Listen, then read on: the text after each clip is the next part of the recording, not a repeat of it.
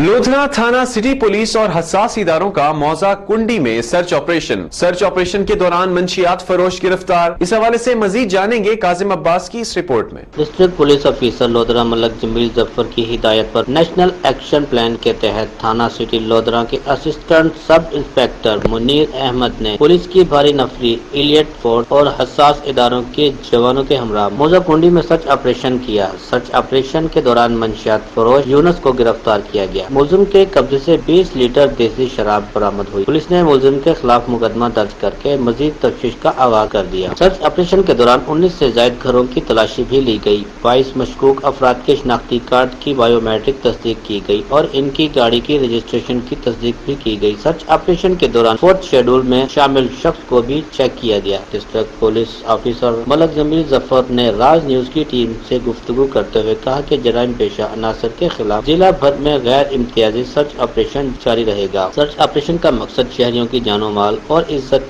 के तहफ्फुज़ को यकीनी बनाना है। अवाम की हिफाजत के लिए तमाम तर वसाइल बरोकार लाए जाएंगे।